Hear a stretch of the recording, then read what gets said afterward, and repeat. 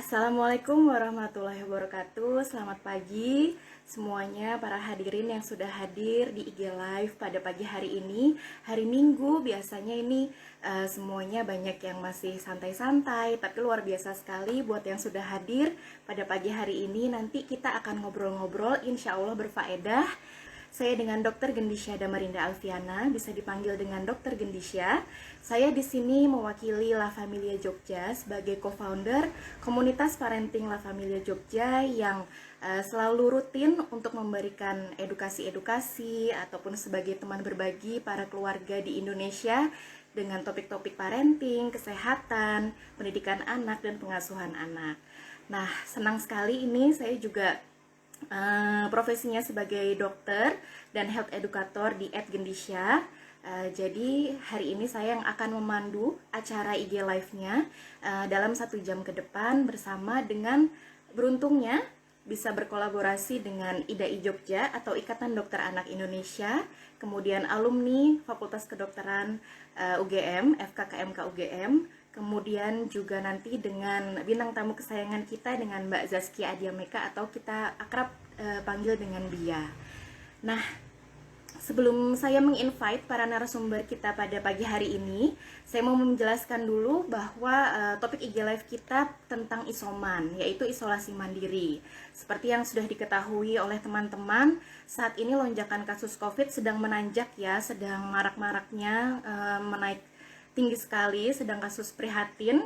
Nah, juga sekarang banyak fasilitas kesehatan yang mulai penuh, mulai kewalahan, dan akhirnya banyak juga klaster-klaster keluarga yang bermunculan, klaster lebaran kemarin, sehingga banyaknya juga isoman-isoman yang dilakukan di rumah masing-masing atau di keluarga masing-masing. Nah, nanti kita bahas bagaimana isolasi mandiri yang tepat itu seperti apa, panduan yang terbaru seperti apa, dan pengalaman langsung dari yang sudah mengalami. Halo, Assalamualaikum, selamat pagi dokter. Waalaikumsalam, selamat pagi Dokter Gendi.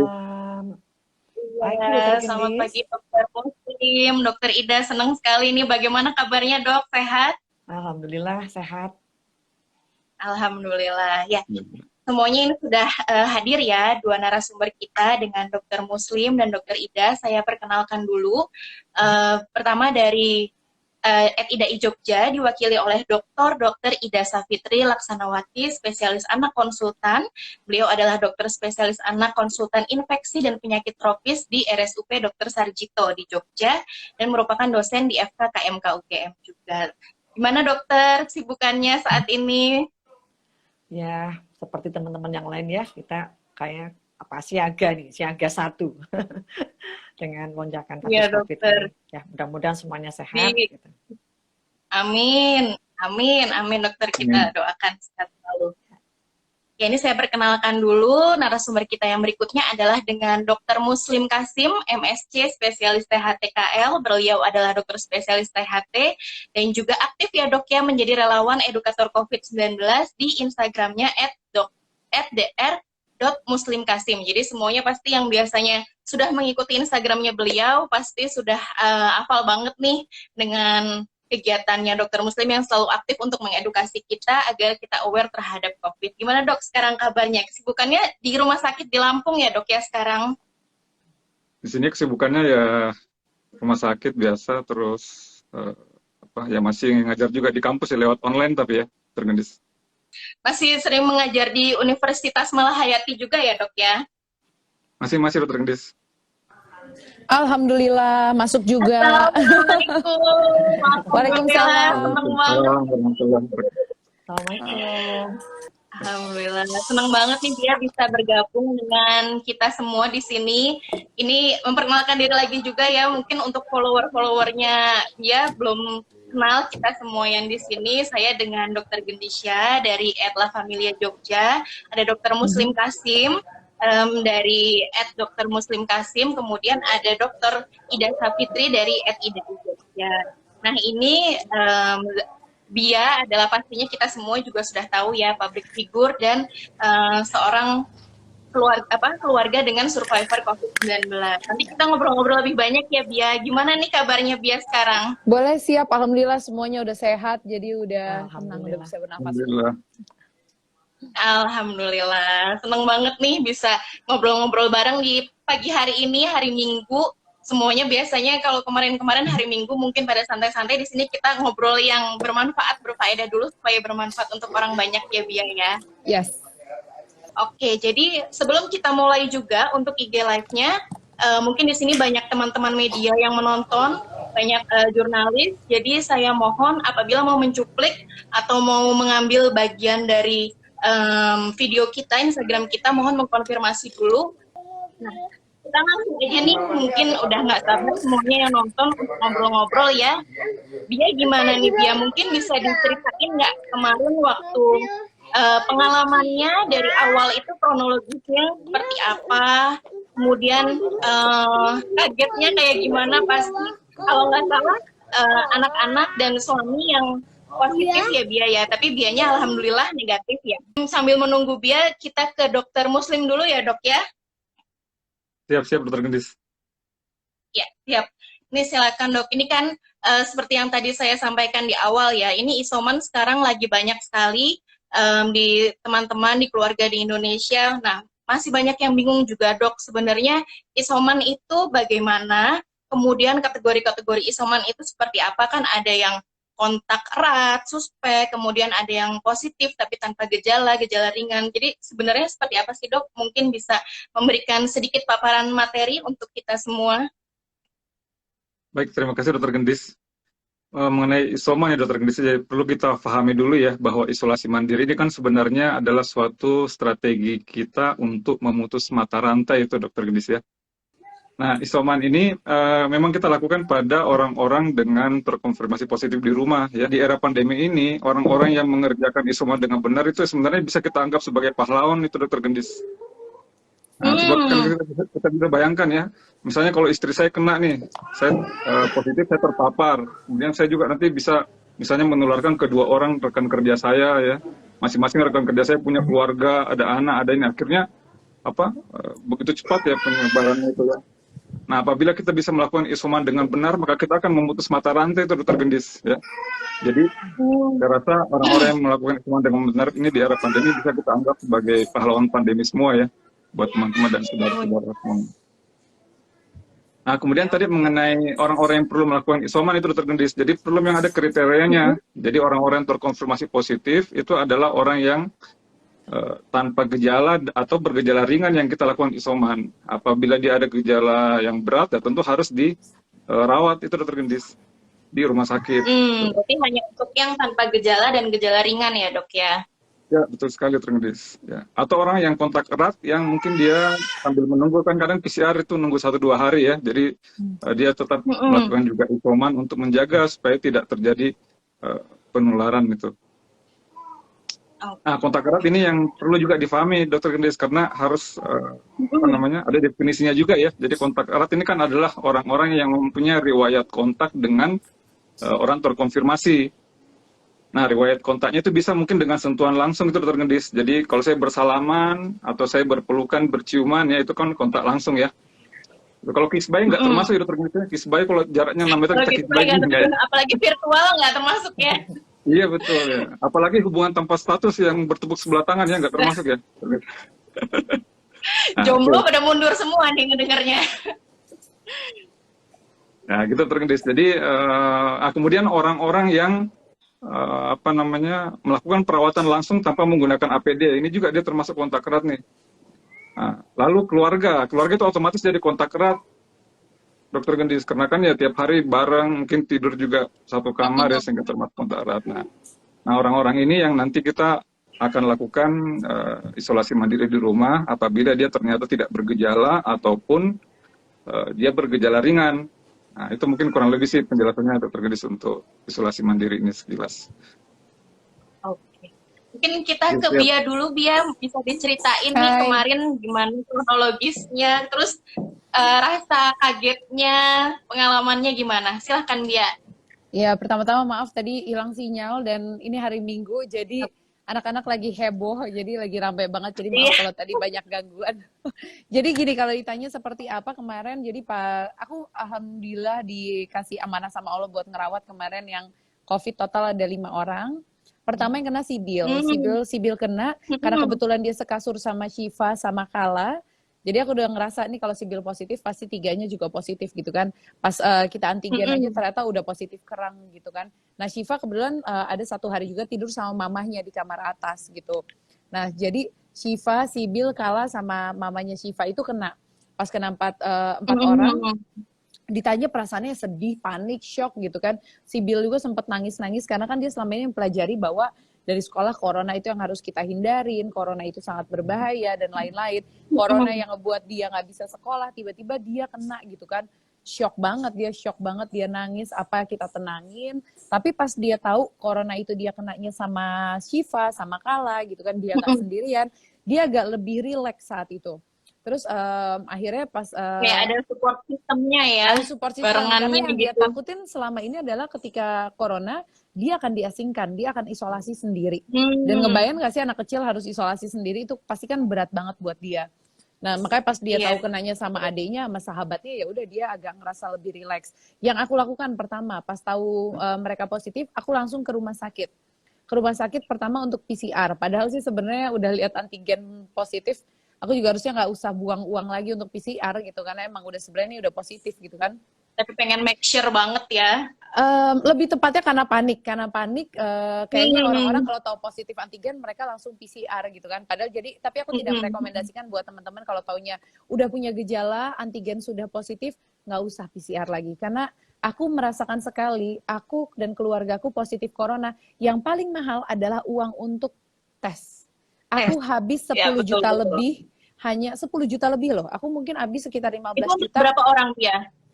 Anakku 5, terus ada Syifa 6, terus ada Mbak di rumah 4, 10 orang. Terus kebetulan terakhir banget kontak ada ke rumah mertua gitu kan, sempat ketemu mertua sebentar, tapi di rumah mertua itu isinya ada 15 orangan. Jadi aku harus ya mau nggak mau, karena aku merasa bertanggung jawab, mereka semua juga harus aku biayai untuk semua swabnya. Jadi aku ngerasa corona tuh yang paling mahal adalah tesnya. Tesnya itu luar biasa mahal banget. Jadi buat aku kalau teman-teman udah ngerasa gejala, habis kontak sama orang positif, orang itu udah jelas positif, udahlah langsung isolasi mandiri aja minimal 10 hari. Kalau udah minimal 10 hari, ada yang bilang juga sampai 14 hari, tapi kalau ngerasa udah nggak ada gejala 10 hari, ya udah. Tapi kalau tetap mau memastikan, justru ceknya di terakhir aja nanti gitu. Nah terus pas sudah tahu 4 orang, aku PCR, Sibil ada asma, jadi aku foto toraks untuk memastikan bronkitisnya itu nggak kumat. Dan yang aku toraks juga cuma 1 karena dia ada gejala bronkitis. Dia emang ada bronkitis dari dia kecil, buat memastikan paru-parunya aman. Aku nggak tahu itu perlu apa enggak, nanti mungkin dokter yang bisa jawab foto toraks, karena harganya lumayan juga ya.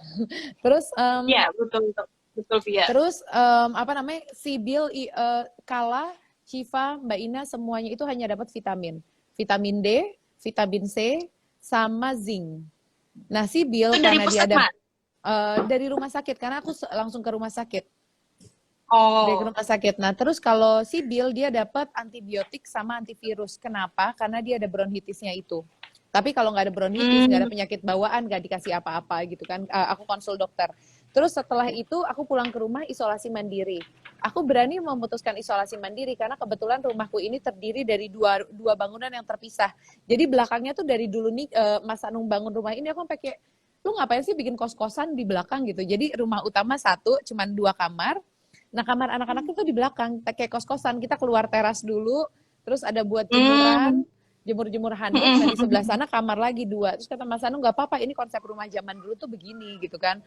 Sekarang aku jadi paham kenapa rumah kayak kos-kosan buat aku beruntung sekali, karena kepake banget untuk isoman gitu kan. Anak-anak di belakang. Ya udah dari situ mulai jalani isolasi. Aku lapor ke RT-nya baru hari kedua. Kenapa hari kedua? Terus terang aku menyiapkan hati dulu Mbak. Dok, aku kayak masih shock. Aku menenangkan anakku, aku menenangkan keluarga, dan setauku, aku udah nanya ke rumah sakit, ini kalau hasil positif, apa yang dilakukan rumah sakit? Kami langsung mengabarkan ke Dinkes, dari Dinkes akan langsung mengabarkan ke puskesmas terdekat.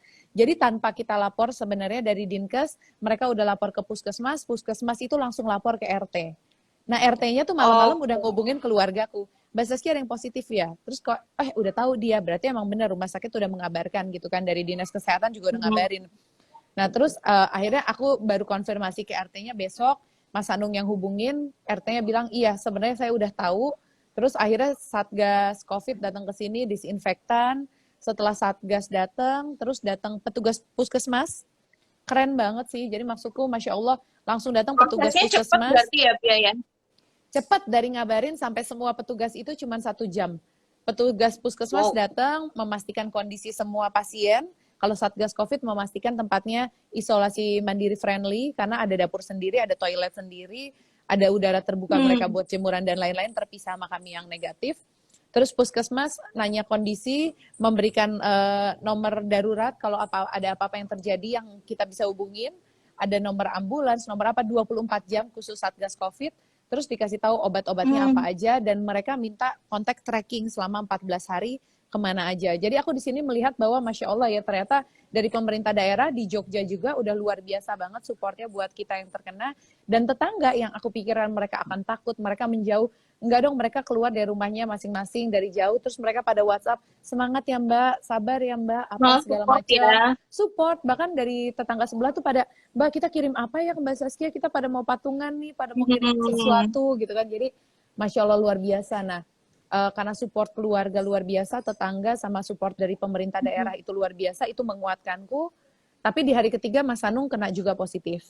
Kena positif, antara sedih sama antara oke, berarti ada yang bisa melukin anak-anak di belakang. Karena kan tadinya Kala Mas Sigil tuh kalau dari tralis cuman dia, aku pengen dipeluk, aku sedih, aku sakit nggak enak badan, aku Sedih pengen banget dipeluk. itu. Iya, cuman aku bisa ngelihat dari tralis tapi nggak bisa meluk ya. Biasanya kan anak kalau sakit pengennya dipeluk sama ibunya gitu kan. Ya. Nah makanya pas Mas Hanung positif, aku bilang Mas Hanung juga dia kayak, halo aku bergabung ya sama kalian gitu. Terus langsung peluk, akhirnya Kala juga malamnya langsung tidur sama abinya jadi bisa dipeluk. Ya semua ada hikmahnya. Sekarang pas hari ke-10 dari WHO sebenarnya kita sudah tidak perlu melakukan swab ulang. Jadi katanya kalau sudah di hari ke-10 tidak ada gejala apapun, jangan keluar duit lagi guys. Lagi-lagi itu mahal banget. Nggak usah swab lagi, nggak usah cek lagi kalau tidak ada gejala. Tapi mungkin kalau ada gejala tambahin lagi 4 hari. Jadi 14 hari. Nah ntar kalau udah 14 hari kalau udah bebas gejala, insya Allah sebenarnya sudah tidak menularkan. Karena ada sahabatku juga yang di Jakarta, dia kerjanya kan panik tuh, 10 hari dia cek, ya gue masih positif. Lo ada gejala nggak? Enggak. Ya udah ngapain ngecek? Udah aman aja. Yang penting stay aja di rumah kalau merasa nggak yakin. Hari ke-14 dia cek lagi, ya gue masih positif. Akhirnya dia stres sendiri, CT-nya malah turun lagi. Makanya aku bilang, udah deh nggak usah. Lagi ya. Betul, nggak usah gitu-gitu gitu. Tapi alhamdulillah sekarang Mas Hanung udah aman karena Kala. Cuman kayaknya Mas Hanung sempat kena post-COVID. Post-COVID itu aku sempat baca ya, ada tanda-tanda, ada beberapa kayak masih ada batuk kering setelah post-COVID. Padahal dia udah ngerasa sehat ya. Masih ada batuk kering, kadang-kadang masih ada rasa cemas. Dia tuh masih ada harus mental health. Itu penting banget karena dia secara mental masih ngerasa, aku kemarin diasingkan, aku kemarin terisolasi. Itu yang lebih susah menyembuhkannya dibanding menyembuhkan yang lain karena menyembuhkan mental itu lumayan gitu. Padahal Mental ya. Iya, padahal aku pikir ya Mas Hanung udah umur 43, pasti baik, udah sehat, udah baik. Taunya dia bilang kemarin, kayak aku ada problem deh. Kenapa kok aku merasa jadi cemas? Aku masih merasa terisolasi, merasa terasingkan. Aku merasa kamu takut sama aku karena aku nularin virus. Padahal itu perasaan dia doang gitu. Aduh maaf jadi banyak ngomong. Ya lanjut ke dokter deh. Kita seneng banget kok Wah, Pia ini dapat pengalaman Ya, langsung luar dari yang biasa, udah luar biasa banget pengalamannya. mengalami Kayaknya dan udah disampaikan nggak semua nih sama tanggung dia. merawatnya ya dok ya. Nggak tanggung merawatnya berarti ada berapa itu Bia yang dirawat? Lebih dari 5 ya? Semuanya. Pasiennya 5, tapi kan di rumah itu kan ada bayi yang aku masih susuin, sempat demam juga. 3 anak di rumah itu sempat demam masing-masing, mereka kayak ngambil bagian gitu, kayak aku pengen ikutan demam juga gitu. Jadi Bre sempat demam sehari, Kaba sama Kama sempat demam tinggi selama 24 jam yang nggak tahu kenapa. Tapi alhamdulillah mereka cuma 24 jam. Dan aku juga nggak tahu gimana, alhamdulillah emang kuasa Allah aku bisa tetap negatif. Padahal aku juga kontak erat sama yang positif. Sebelum tahu positif itu yang mereka mau pada tanya juga Bia. aku nggak tahu, itu emang udah kuasa Allah aja. Aku padahal kontak erat sama yang positif. Terus di hari kedua isolasi mandiri, karena aku sempat pakai APD nyamperin anak-anak kan saking takutnya. Tapi abis pakai APD malam ya Mbak Ina itu kolik perutnya. Dia GERD-nya naik. Dia udah nggak bisa napas, dia bilang ini iya perut aku sakit gitu kan. Tapi ngomongnya udah kayak nggak bisa ngomong. Aku nggak bisa napas. Terus dia gini, kayak mataku gelap, aku pingsan, blackout. Dan siapa yang mau gitu. ngangkat? Iya, Mas Anung lagi nggak ada. Itu Mas Anung masih negatif soalnya Mas Anung lagi nggak ada. Anak-anak di belakang, terus mbakku yang lain aku bilang jangan ada yang megang deh gitu kan. Akhirnya udah, aku cuman pakai masker 1 lapis medis. Aku bilang ya Allah tolong jagain aku. Aku ngegendong Mbak Ina yang lagi positif COVID. Aku bawa di mobil berdua. Aku bawa ke UGD. Tapi alhamdulillah sih, alhamdulillah sampai akhir hari ini Allah masih ngasih izin untuk aku nggak terpapar. Dilindungi terus ya. Jadi bisa ngurusin semua, bener. Karena aku nggak kebayang kalau aku kena, aduh. Kayak dikasih ini gitu, ini biar tetap negatif biar bisa ngurusin semua Betul. keluarga. Luar biasa Bia. Bener. Oke, ini kita beralih dulu ya Bia ya ke Dokter Ida. Nah dokter, tadi kan udah kita mendengar dari Bia ceritanya. Mungkin dari Dokter Ida bisa memberikan insight, memberikan pemaparan. Jadi sebenarnya kalau dengan keluarga, apalagi banyak anak-anak kecilnya itu, panduan isomannya yang tepat itu seperti apa dokter? Kemudian juga tadi kan harus diperhatikan kalau menyusui, terus juga di rumah itu ada hal-hal yang harus diperhatikan seperti dapur, kamar mandi, penggunaan toilet. Nah, itu seperti apa, Dok? Monggo, Dokter Ida. Iya, oke, terima kasih Dokter Gendis, luar biasa banget. Tadi dengar pengalamannya Bia, luar biasa banget. Kayaknya apa yang disampaikan tuh sudah mewakili apa yang nanti akan saya sampaikan. Tapi benar, saya meng-highlight sama dengan orang dewasa. Kalau misalnya ada anak-anak yang terinfeksi ya positif COVID, prinsipnya sama. Mereka yang bisa isoman adalah yang asimptomatik atau yang gejala ringan. Tadi kan dia mengatakan semua pada demam gitu, entah kenapa. Nah itu kan bagian dari gejalanya COVID. Jadi yang ringan ada demam, ada batuk, ada pilek, beberapa anak ada yang mual, muntah, dan diare. Hati-hati juga zaman sekarang nih kalau ada anak demam, diare itu juga kita mesti waspadai karena itu merupakan salah satu kemungkinan gejala COVID yang ringan. Jadi ketika memang gejalanya ringan atau tanpa gejala, bisa di isoman di rumah. Jadi saya pribadi sebagai dokter anak memang menganggap bahwa isolasi mandiri ketika anaknya itu dalam keadaan baik dan di rumah, ya ada syaratnya juga sih, di rumah juga memungkinkan untuk dilakukan isolasi mandiri itu akan lebih nyaman karena anak juga merasa lebih tenang ya dan di rumahnya sendiri gitu ya. Terbayang kalau mereka harus dirawat di rumah sakit, tidak boleh dijenguk ya, itu pasti akan sangat sedih ya, mereka sangat tertekan. Jadi dia juga sudah mengatakan untung tuh ya konsep rumahnya itu ada rumah di belakang ya kos-kosan. Nah ini kan bisa dipakai sebagai tempat untuk tadi ya memisahkan mereka yang sudah confirm dengan yang belum karena memang itu salah satu caranya. Jadi yang sudah sama-sama positif dijadikan dalam satu zona begitu ya. Sama di rumah sakit juga seperti itu. Yang masih suspek dalam satu zona dengan yang suspek, yang sudah confirm dengan yang sudah confirm. Nah, bagi orang tua yang kebetulan mungkin tidak terinfeksi seperti Bia begitu, ya kita memang masih bisa merawat. Jadi prinsipnya siapa sih yang boleh merawat gitu anak-anak yang sakit? Pertama orang tuanya, karena kan orang tua adalah yang paling dekat ya dengan anak, atau misalnya pengasuh lain dengan catatan mereka juga dalam kondisi sehat. Ya, jadi yang tidak memiliki komorbid yang memungkinkan kalau dia terpapar dia bisa berisiko menjadi berat. Jadi kalau misalnya ada orang dewasa lain ya yang cukup sehat itu bisa diminta untuk membantu mendampingi ya. Kalau eyang-eyang tuh agak berisiko ya karena eyang-eyang pada umumnya sudah memiliki komorbid dan kita juga tahu bahwa lansia itu lebih berisiko untuk jadi berat dibandingkan usia yang lebih muda sehingga agak kurang direkomendasikan gitu ya seperti itu.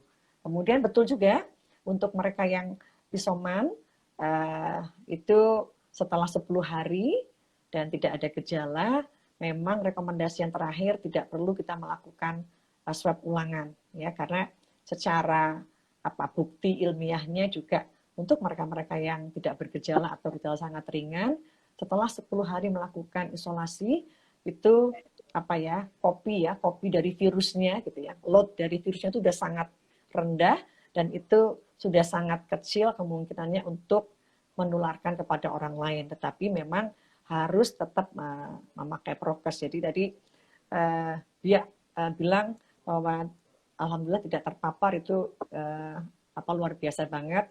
Dua hal yaitu memang mungkin Allah melindungi karena ini ibunya ini harus dijaga benar nih, anak-anaknya pada sakit ya. Yang kedua, ini juga menunjukkan, membuktikan bahwa kalau kita bisa menjaga prokes, jadi mungkin biak dengan kesadaran bahwa putra-putranya sakit, di rumah juga kondisinya mungkin banyak yang lain yang biasanya dijaga untuk nungguin juga sakit, sehingga membentengi dirinya dengan baik. Jadi mungkin memakai APD dengan baik, cuci tangan, menjaga jarak diterapkan. Itu kan juga sama dengan kami nih, para nakes yang juga merawat pasien COVID ya kan. Kami juga betul-betul berusaha supaya tadi merawat, tetapi kami bisa melindungi dengan pemakaian APD yang proper, menjaga prokes dengan baik seperti itu. Itu kira-kira, Dr. Gendis. Oke. Oh, terima kasih Dokter Ida. Ini berarti memang tadi untuk panduan yang terbaru juga setelah 10 hari isoman, kemudian 3 hari apabila bebas gejala, sebenarnya tidak perlu untuk evaluasi swab lagi ya dok? Betul, karena benar mahal banget ya saat ini, memang swab PCR itu masih mahal. Hanya kadang-kadang persoalannya ada di lingkungannya. Kita kan sudah merasa, oh ya sesuai rekomendasi saya sudah sehat, saya bisa keluar beraktivitas. Nah, kadang-kadang nih mau balik kerja, teman kerjanya pada parno semua gitu ya. Mereka bahkan beberapa kantor mungkin ya instansi menuntut harus ada bukti swab PCR negatif. Nah, ini kan yang kadang-kadang membuat situasinya jadi agak-agak menyulitkan. Padahal mestinya sama-sama ya. Ini juga menjadi tugas bagi kita semua, selalu memberikan edukasi bahkan ke instansi juga bahwa ketika seseorang sudah melampaui masa isolasi 10 hari, dia dikatakan selesai isolasi, tidak perlu lagi dilakukan swab. Yang di-swab ulang kan mereka-mereka yang dirawat di rumah sakit dengan derajat yang moderate atau severe, itu memang harus dipastikan, karena kalau mereka sudah negatif, kan bisa ditransfer ke bangsal yang non-isolasi. Ada kepentingan itu gitu ya. Tapi kalau yang ringan tanpa gejala sebetulnya sudah tidak memerlukan itu. Tapi perlu atau tidaknya masih lanjut isoman itu bisa menentukan sendiri para pasien atau para keluarga itu dok, atau memang tetap harus berkonsultasi dengan Vaskes atau puskesmas terdekat dok. Jadi yang menyatakan memang harus tetap dokter kalau oh ya ini udah selesai untuk isomannya, seperti itu. Ya, betul. Jadi kan memang tadi dia juga cerita pengalamannya selama isoman kan dipantau terus ya Bia ya oleh teman-teman dari puskesmas gitu kan. Puskesmas ya, betul. Gimana perkembangannya puskesmas ya? Ada gejala enggak? Mestinya ada checklist juga ya yang masih ada demam enggak, batuk ada enggak, pilek gitu ya. Mungkin anosmia masih ada apa enggak? Artinya ketika itu semua sudah di follow up dan memang tidak ada gejala sudah 10 hari plus ya, misalnya awalnya ada gejala ringan, kemudian 10 hari membaik plus 3 hari tanpa gejala, itu sudah bisa dikatakan selesai isolasi. Oh, siap-siap, noted dok. Ya, ini kita mungkin beralih ke sesi tanya jawab, Dokter Bia. Jadi ini kemarin sudah ada yang masuk juga nih dok dari feed Instagram kita. Kita tanyakan satu persatu ya dok ya. Ini dari @bia_kumala. Sore dok, bagaimana cara membedakan dan mengatasi anak-anak yang memang sebelum adanya COVID-19 kalau batuk sering disertai sesak nafas dan kadang penanganannya dengan nebulizer di rumah? Apakah bisa dibedakan antara batuk disertai sesak sebelumnya dengan COVID-19 dan kapan harus dibawa ke rumah sakit? Karena sekarang agak takut juga nih dok bawa anak ke rumah sakit kalau nggak urgent. Nah ini banyak banget dok yang memang jadi agak takut ya dok ke rumah sakit karena memang banyak paparan di sana. Jadi sebenarnya seperti apa dok harusnya? Mungkin dari dokter Ida dulu. Ya, betul. Jadi saya juga perlu menyebutkan ya memang saat ini penambahan jumlah kasus termasuk kasus anak memang sedang sangat tinggi, tetapi alhamdulillahnya kesembuhannya sangat tinggi ya, jadi angka kematian sangat-sangat rendah ya, di bawah 0,1% di Jogja yang saya katakan.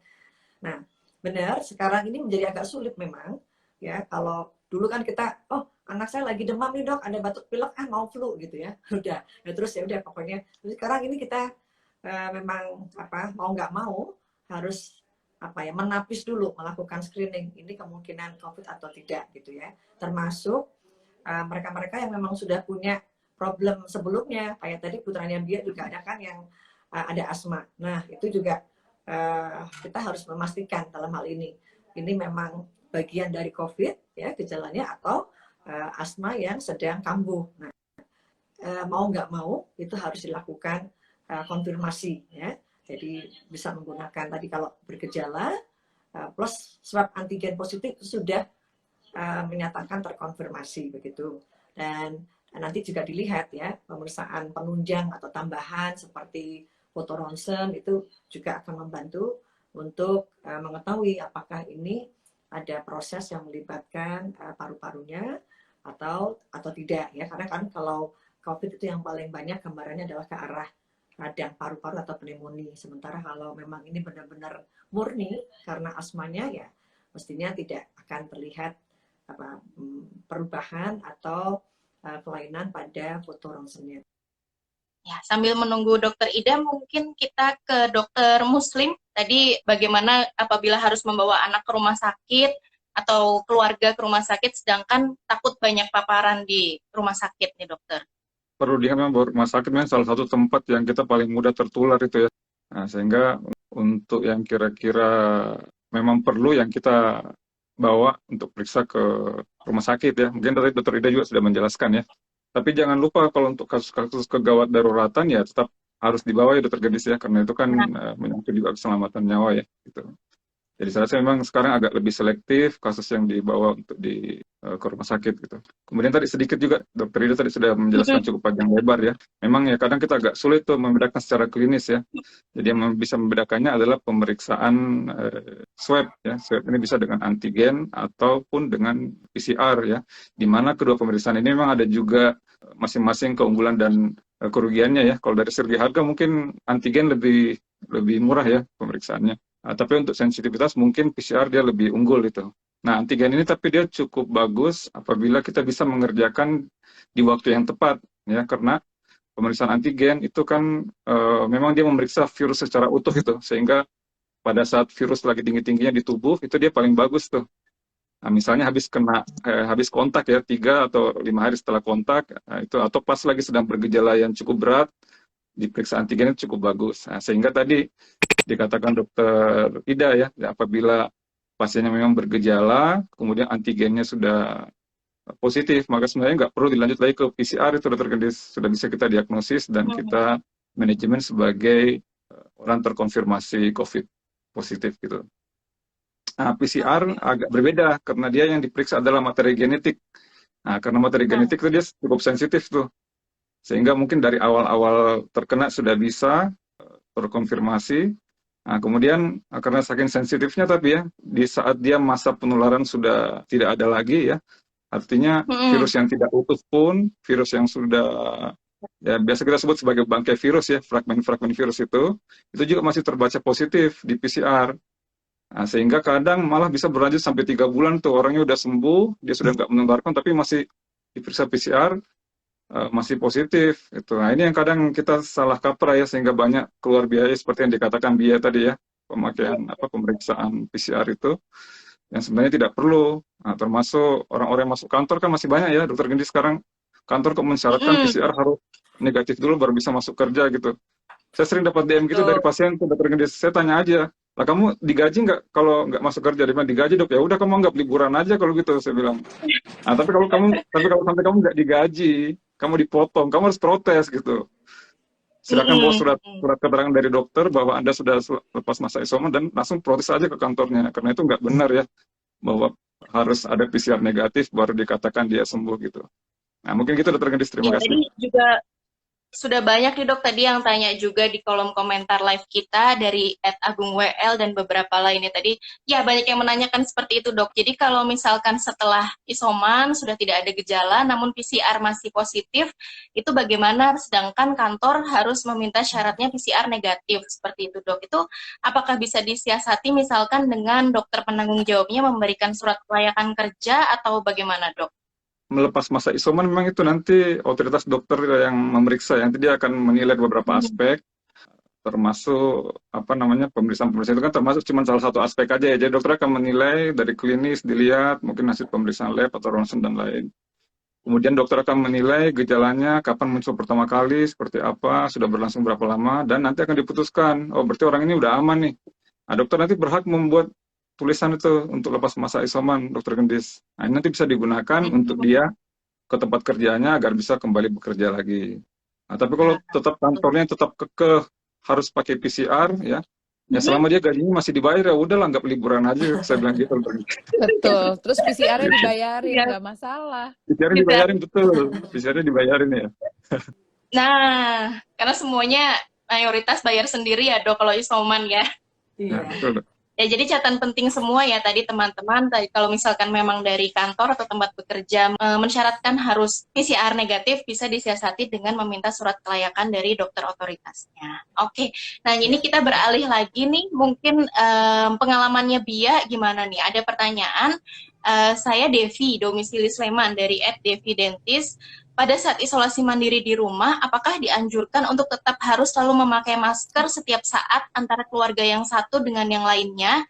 Bagaimana cara dan apa pedoman yang seharusnya kita lakukan apabila merawat anggota keluarga yang sedang isolasi mandiri di rumah?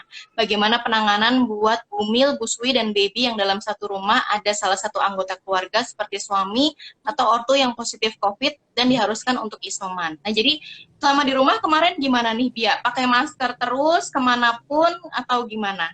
Oke, kalau aku pertama pakai masker kalau memang kontak sama mereka. Karena terus terang kalau diminta pakai masker tiap saat, nggak sanggup. Dan kebetulan juga emang kita kan dua bangunan yang terpisah. Tapi ketika aku lagi ke bangunannya mereka, karena kan aku sering tetap harus ke bangunannya mereka, kasih makan, minum, vitamin, dan lain-lain, aku pasti pakai masker. Terus yang kedua, adik-adiknya yang bayi-bayi itu nggak mungkin pakai masker juga. Jadi emang aku pisahin jauh ruangannya.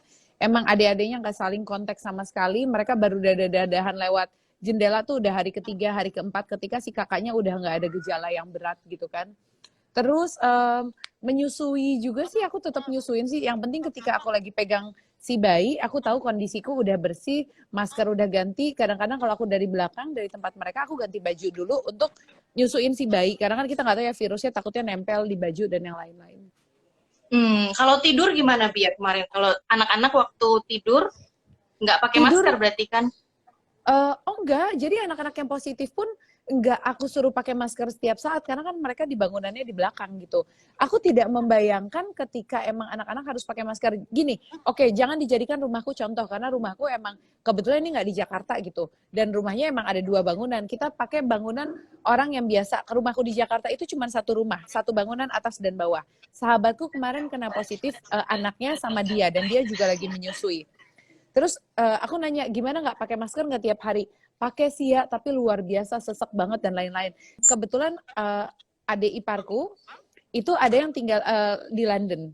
Kalau di London itu konsepnya gini, kalau satu anggota keluarga ada yang positif, satu rumah itu dianggap sudah positif. Karena sebelum dia tahu positif, dia sudah kontak erat. Jadi otomatis satu rumah itu di lockdown.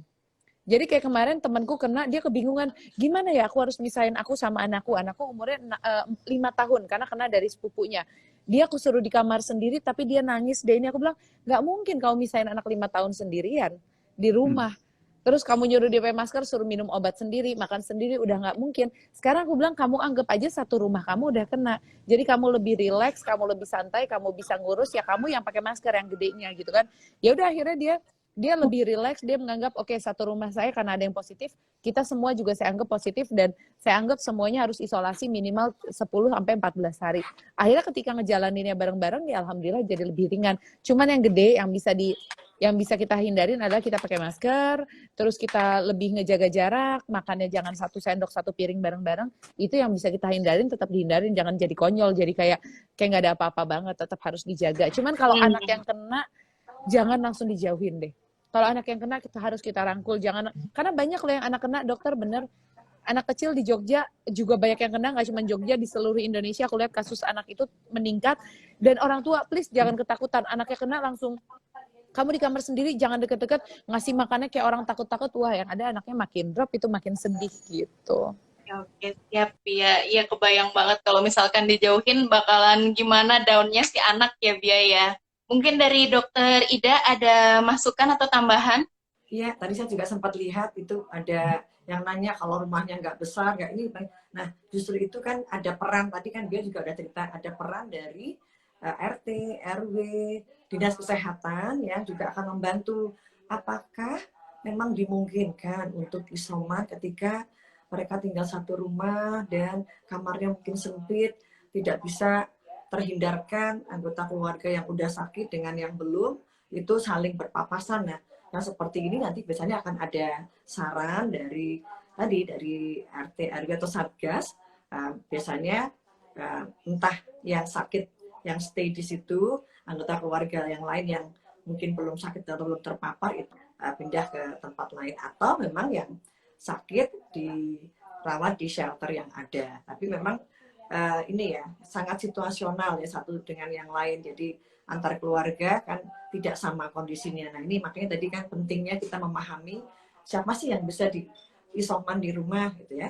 Tentu yang tadi ada yang pengasuhnya, kemudian kondisi rumahnya memungkinkan, mereka juga gejalanya ringan saja dan seterusnya. Terima kasih Dokter Ida. Mungkin dari Dokter Muslim nih tentang penggunaan masker untuk teman-teman yang sedang isoman dalam rumah seperti apa Dok? Atau mungkin ada update terbaru juga Dok tentang penggunaan masker yang tepat? Mengenai pemakaian masker juga saya sepakat sih ya sama Bia juga ya. Artinya nggak perlu sebenarnya 24 jam orang semua pakai masker dalam rumah ya. Nah, tapi mungkin pada kadang-kadang tertentu memang diperlukan juga itu Dokter Gendis. Misalnya pada pasien yang dia aktif batuk. Ya, jadi batuknya sangat aktif. Nah, itu kita memang perlu menggunakan masker pada yang sedang sakit untuk mengurangi viral load. Jadi kita mengurangi supaya tidak terlalu banyak virus yang berkeliaran di udara gitu. Mungkin itu lebih diutamakan. Kemudian pada saat mungkin orangnya butuh, kan dia nggak 24 jam dalam kamar terus nih, mungkin tiba-tiba ada keperluan harus keluar ya, sehingga mungkin bisa berada pada jarak yang agak dekat dengan anggota keluarga yang lain, maka kedua belah pihak harus pakai masker itu Dokter Gendis, baik keluarganya ataupun orang yang sedang isoman ini. Ya, ini untuk kita mengurangi risiko terjadinya paparan itu. Mungkin gitu sih Dokter Gendis untuk pemakaian masker waktu isoman. Ya. Baik Dok, ini ada pertanyaan lagi tadi dari Edvika Indria Dok. Jadi pertanyaannya adalah, jadi perhitungan isomannya itu sebenarnya kalau memang dia positif dengan gejala ringan, 10 harinya itu dimulai dari terkonfirmasi positif atau dari munculnya gejala. Nah, mungkin dari Dokter Muslim dulu. Memang ini kan penentuan keputusan ini kan berdasarkan dari penelitian yang sudah dilakukan Dokter Gendis ya. Jadi nggak asal orang menentukan 7 hari atau 10 hari itu enggak. Jadi sudah ada penelitiannya ya. Jadi melihat kapan sih sebenarnya virus itu paling tinggi berada, kapan dia mulai turun dan masuk masa dia tidak menular lagi atau kita sebut sembuh ya, tidak menular lagi. Pada orang yang tidak bergejala itu memang dia 10 hari Dokter Gendis. Jadi kalau dia sehat walafiat, nggak ada batuk, nggak ada demam, nggak ada keluhan sama sekali, maka cukup 10 hari. 10 hari itu dari pengambilan swabnya. Jadi bukan dari hasil swab keluar ya. Karena kan kadang ada orang mungkin nunggu 1-2 hari baru swabnya keluar tuh. Tapi dari hari itu ya. Nah, 10 hari cukup itu. Artinya setelah 10 hari dia sudah tidak menularkan lagi. Nah, akan berbeda dengan orang yang bergejala Dokter Gendis. Nah, kalau dia ada gejala, maka kita hitung 10 hari dari awal dia kena gejala itu. Nah, kemudian ditambah nanti dengan 3 hari bebas gejala. Nah, jadi kita lihat nih kapan sih terakhir dia kena gejala yang dimaksud di sini adalah gejala demam dan gangguan saluran pernapasan, misalnya batuk atau sesak ya. Nah, itu kita lihat. Nah, itu harus ada 3 hari dari jarak terakhir dia mengalami keluhan tersebut. Ya, jadi 10 hari plus 3 hari bebas gejala. Nah, dari situ sudah bisa kita menentukan nanti masa isolasi mandiri bisa dilepas gitu Dokter Gendis. Mungkin gitu sih kurang lebih. Oke, berarti untuk yang tanpa gejala itu dari dia ambil swab ya Dok ya, mulai hitung isomannya. Tapi yang dengan gejala ringan itu dia dari awal munculnya gejala ya. Ya. Oke, baik. Kemarin Bia berarti seperti itu juga ya Bia ya? Iya, karena gejalanya emang nggak terlalu berat. Anak-anak tuh demam dan mereka demam, bahkan mereka nggak batuk, nggak pilek gitu. Jadi demamnya cuma 3 hari pertama, makanya aku bilang setelah 3 hari tuh adiknya udah lihat-lihatan dari tralis dan aku menganggap 10 hari tuh udah fine. Karena di hari ketiga anak-anak tuh udah main TikTok. Hari keempat udah joget-joget. hari kelima mereka udah main sepatu roda. Jadi mereka pemulihannya cepet banget. Jadi sebenarnya jujur kalau itu aku diajak ngetes hari ke-7, aku yakin mereka udah negatif gitu kan. Tapi aku tetap ngambil isolasi mereka selama 10 hari gitu. Cuman kalau emang orang dewasa itu agak lebih lama, makanya Mas Hanung baru aku tetap tes lagi di hari ke-11 gitu. Karena aku lihat dia masih batuk, masih apa. Alhamdulillah udah negatif, cuman ya emang post-COVID-nya itu dia masih ada batuk kering dan yang lain-lain gitu. Baik, ya. Nah, Dokter Ida, berarti tadi kan Dokter Muslim menceritakan untuk yang dewasa. Anak-anak juga sama ya, Dok, perhitungan hari isomannya ya? Sama. Jadi buat mereka yang bergejala dihitungnya dari saat pertama kali gejalanya muncul, kemudian 10 hari ya. Kemudian kalau sudah membaik, plus 3 hari bebas gejala. Buat yang tidak bergejala, dihitungnya sejak hasil tes positif. Sama sih. Sejauh ini nah, sekarang ini mungkin itu jauh lebih ringan. Jadi ya bersyukur bahwa COVID ini di anak dia mostly gejalanya itu sangat ringan ya. Mereka-mereka yang kemudian menjadi berat dan bahkan juga ada yang dilaporkan meninggal memang pada anak-anak yang memiliki penyakit ya, penyakit tertentu. Sudah pernah juga kami laporkan ya, dari Ikatan Dokter Anak Indonesia bahwa yang meninggal di Vaskes rumah sakit rujukan itu memang dengan komorbid, ada yang dengan kelainan bawaan, ada yang dengan cancer, kemudian juga penyakit-penyakit kronik yang lain. Jadi kalau sebelumnya adalah anak yang sehat, itu biasanya gejalanya ringan, dan itu juga sudah diceritain sama dia tadi ya, mereka 3 hari udah pada ini lagi ya, umyak lagi gitu ya, karena memang sebagian besar gejalanya ringan-ringan aja ya. Mas Hanung juga mungkin sama Bia ya. Mas Hanung lebih berat dari anak-anak ya keluhannya.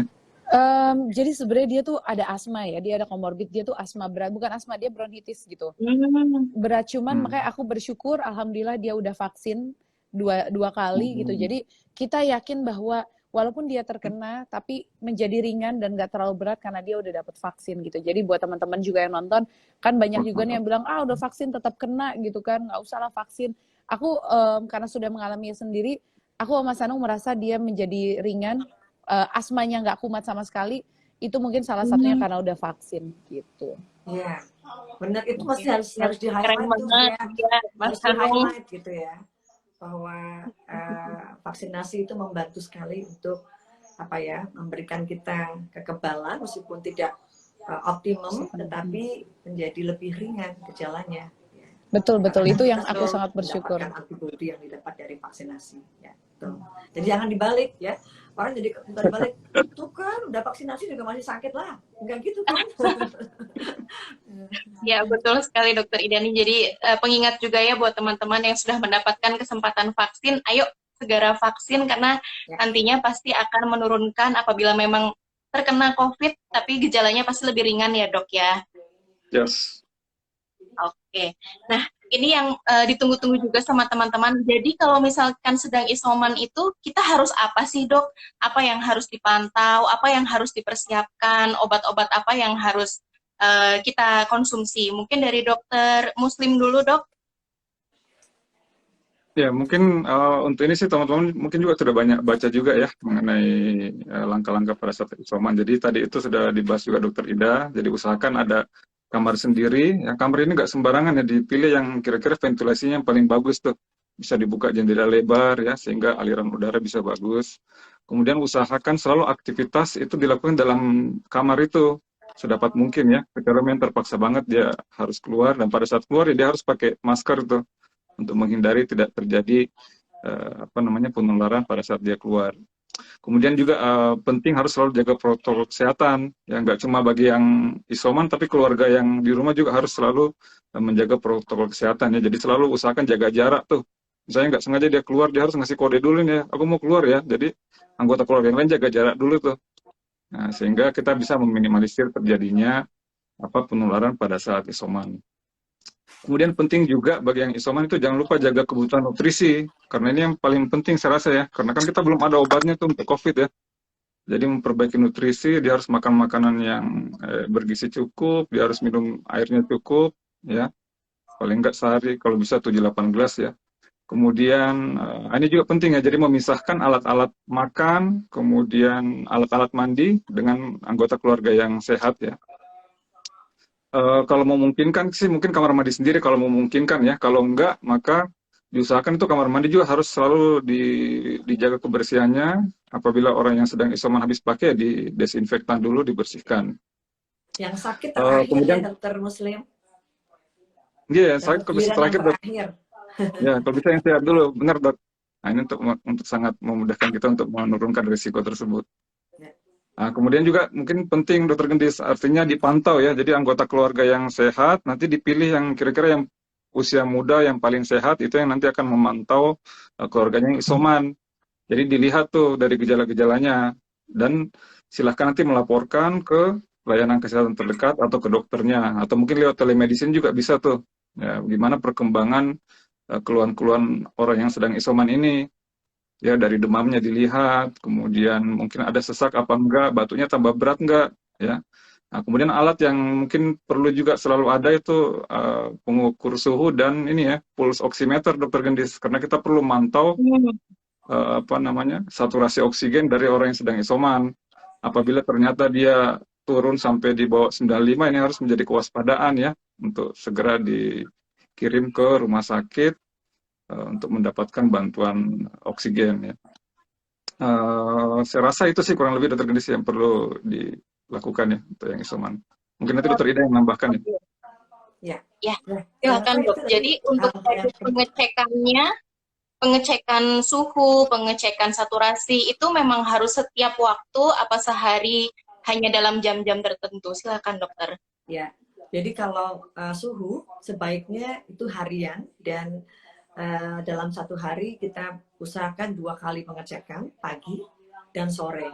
Jadi pagi sebelum semua aktivitas kita pastikan seperti apa suhunya, kemudian sore hari karena itu kan secara alamiah kan pola suhu tubuh kita itu akan berbeda ya antara pagi dengan sore. Nah ini perlu dipastikan. Di luar itu bisa aja dilakukan pengukuran ulang suhunya kalau misalnya orang tua yang tadi ya atau siapapun orang dewasa yang menunggui memantau itu merasa anaknya mungkin berkeluh kesah misalnya aku rasanya kayaknya dingin atau demam gitu, dipastikan diukur lagi bisa karena pada saat memang ada demam kita bisa memberikan obat penurun panas ya paracetamol sesuai dosisnya. Jadi demam mengukur suhu itu setiap hari harus dilaporkan sama dengan yang tadi dokter Muslim sampaikan, pulse oximetry sebisa mungkin diadakan.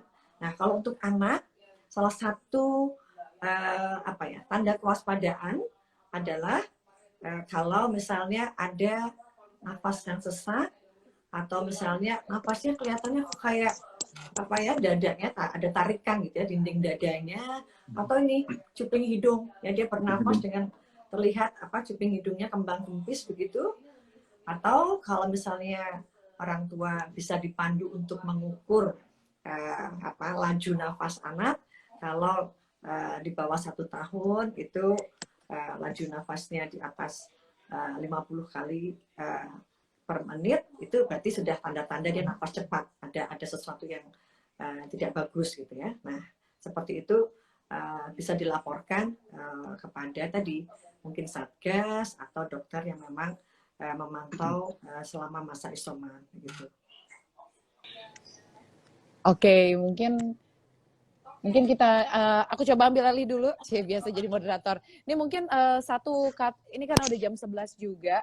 Mungkin dari penutup nih dari dokter bagaimana tips-tips nih buat yang harus menjalankan isolasi mandiri di rumah, baiknya seperti apa, persiapannya seperti apa supaya followersku juga paham nih bagaimana mereka harus menyiapkan diri. Mungkin dari dokter Muslim dulu. Ya, terima kasih Bia ya. Jadi tadi dengar ceritanya Bia itu sangat seperti kayak nonton drama kita ya. Jadi saya rasa memang mengenai isoman ini ya Bia. Jadi saya mengajak kepada teman-teman semua yang mungkin hari ini sempat nonton. Mari kita sama-sama yang meningkatkan kita punya literasi. Mari kita pahami betul bagaimana sih konteks pandemi sebenarnya ini ya. Bahwa COVID-19 ini adalah suatu community disease. Artinya ya kita harus bersama-sama semua nih kalau mau keluar dari pandemi. Nggak bisa cuma 1-2 orang, nggak bisa misalnya cuma pemerintah aja ya atau golongan-golongan tertentu yang bergerak. Harus bersama-sama kita. Nah, isoman ini merupakan salah satu saya rasa bentuk kepedulian dan bentuk cinta kita terhadap keluarga, terhadap orang-orang tersayang kita ya. Cinta kita kepada umat manusia ya, karena dengan berhasil kita melakukan isoman dengan baik dan benar, itu kita sebenarnya bisa menyelamatkan banyak nyawa tuh. Nah, sehingga tadi di awal sudah kita sebutkan bahwa orang-orang yang mengerjakan isoman dengan benar ya, termasuk Bia, Mas Hanung dan keluarga ini ya, adalah pejuang-pejuang pandemi semua ini yang kita harus kasih apresiasi ya setinggi-tingginya. Nah, jadi mari kita sama-sama kerjakan isoman dengan benar, kita saling mengingatkan untuk jaga prokes dan juga sukseskan vaksinasi ya. Saya rasa itu sih Bia dari saya. Baik, kita kalau semua dalam lindungannya Allah ya. Amin ya rabbal alamin. Nah, kalau buat dokter Mohon Ida maaf gimana? dokter, ini sepertinya ada kendala teknis dari saya, suara dokter dan Bia tidak terdengar di tempat saya. Ya, nggak apa-apa. Di sini aman sih, dengar nih. Oke. Iya. Ini Gimana dokter Ida? sekarang juga sudah menunjukkan pukul oke. 11, dokter. Bia mungkin pertanyaan-pertanyaan tadi juga sudah cukup banyak yang terjawab. Jadi mungkin bisa kita tutup untuk IG Live-nya. Mungkin ada closing statement atau pesan-pesan motivasi dari Bia dan dokter. Mungkin saya persilahkan untuk Bia dulu, Bia. Tapi saya agak nggak terdengar, nggak apa-apa ya. Ya, kalau buat aku yang tadi yang penting COVID itu emang menyeramkan, tapi ketika sampai di kita jangan terlalu panik dengan yang namanya ini COVID, serem, mematikan dan lain-lain, karena yang lebih penting adalah kita harus positif, karena itu bisa menjaga imunitas kita. Karena aku pun tadinya takut banget sama yang namanya COVID, tapi pas udah kena ke kita, ya udah pasrah, mau nggak mau harus dijalanin, dan yang lebih penting aku harus positif. Jadi yang penting kita udah menjalani semua prokes dengan baik, tapi ketika qadarullah Allah emang ngasih ke kita, menitipkan penyakit tersebut kepada kita harus positif, harus bisa menjalaninya dengan baik. Dan insya Allah kalau buat aku obat dari segala sesuatu itu adalah pikiran yang happy, pikiran yang positif itu mempunyai pengaruh yang besar sekali untuk kesehatan. Dokter Ida? Ya, makasih. Silakan Dokter Ida. Ya, makasih. Jadi begini, kita tahu bahwa COVID itu sebagian besar gejalanya ringan. Dan di masa-masa seperti ini, teman-teman yang memang terkonfirmasi positif, gejalanya ringan atau tidak bergejala, tadi ya, jangan panik.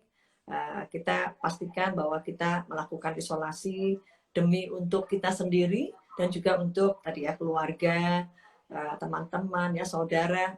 Dan kalau kita bisa memahami bahwa selama masa isolasi itu kita juga memantau dengan baik. Kalau misalnya untuk orang tua memantau anaknya, mengetahui apa-apa saja yang harus dilaporkan, tanda kegawatan, dan setelah 10 hari dilalui tanpa ada sesuatu yang memburuk, itu kita sudah dikatakan selesai isolasi, sehat, kita bisa beraktivitas kembali. Jadi memang betul, isoman harus dihadapi sebagai salah satu tadi upaya untuk tadi ya melakukan pemantauan, dan juga ini membantu, sebetulnya sangat membantu kalau semua memahami bahwa yang tidak bergejala dan yang gejala ringan itu bisa dipantau di rumah, maka itu juga akan mengurangi load ya dari fasilitas kesehatan. Karena sekali lagi sebagian besar dari infeksi COVID itu pada anak adalah ringan. Jadi insya Allah kita bisa gitu ya mendampingi mereka gitu. Sebagai orang tua kita harus memahami betul dan tidak ikut panik. Nah ini memang bukan hal yang mudah ya diucapkan, tapi dia udah cerita pengalamannya awalnya mungkin sangat sedih, panik, tetapi kemudian langsung ya mengubah mindset kita bahwa oh ya saya harus jalani ya, mudah-mudahan semuanya bisa dilalui dengan baik. Dan ada sistem ya yang saya juga ingin sampaikan tadi, bahwa ada sistem di mana ada sistem keluarga, ada sistem yang di level tetangga, RW, dan juga ada sistem di level kesehatan yang memang sudah di set up untuk membantu proses-proses ini, termasuk teman-teman yang isoman baik itu di rumah maupun di shelter. Betul, sistemnya. Jadi gimana nih? Iya, benar sistemnya aku udah merasakan sendiri. Ya udah, Ya. terima kasih buat para dokter, buat semuanya juga yang udah menyaksikan. Semoga bermanfaat sharingnya. Sampai jumpa lagi. Assalamualaikum warahmatullahi wabarakatuh. Waalaikumsalam warahmatullahi wabarakatuh. Terima kasih dia, Dokter Ida. Makasih, Terima kasih.